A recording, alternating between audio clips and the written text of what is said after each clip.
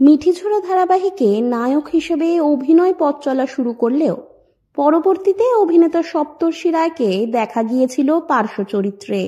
চলতি বছরের মার্চ মাসের গোড়ায় তিনি নিজেই জানিয়েছিলেন তাকে আর মিঠিঝোড়া ধারাবাহিকে দেখা যাবে না।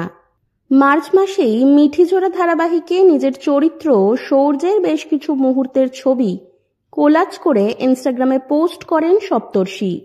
সেই পোস্টের মাধ্যমেই ধারাবাহিকে তার সফর শেষ হওয়ার কথা জানান অভিনেতা। তিনি লেখেন, ভালো থেকো শৌর্য, ভালোবাসায় থেকো, আবার আসিব ফিরে। এই আবেগঘন বার্তায় বুঝিয়ে দিয়েছিল আবার ফিরবেন তিনি, এবং ঠিক সেই প্রতিশ্রুতি রাখতেই তিনি আবার পর্দায় ফিরছেন। জি বাংলার জনপ্রিয় ধারাবাহিক মিঠিঝোড়াতে শৌর্য চরিত্রে সপ্তর্ষির উপস্থিতি খুব বেশি দিনের না হলেও স্বল্প সময়েই দর্শকদের হৃদয়ে জায়গা করে নিয়েছিলেন তিনি। তার চরিত্রটি ধারাবাহিক থেকে বিদায় নিচ্ছে শুনে ভক্তরা দুঃখ প্রকাশ করেছিলেন। বহু অনুরাগী তার ফিরে আসার অপেক্ষায় ছিলেন।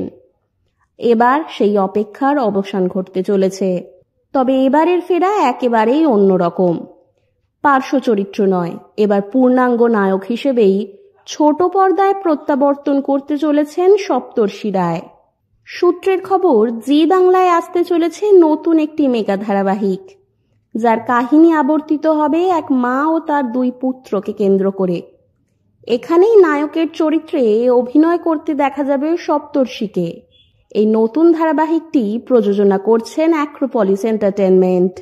মায়ের চরিত্রে থাকছেন অভিনেত্রী অঞ্জনা বসু। তার বড় ছেলের ভূমিকায় দেখা যাবে সপ্তর্ষিকে।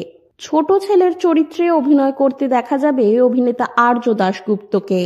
দর্শকদের আগ্রহ এখন নতুন এই ধারাবাহিককে ঘিরেই। দেখা যাক এবার নায়ক হিসেবে সপ্তর্ষির এই ইনিংস কতটা মন ছুঁয়ে যেতে পারে দর্শকদের।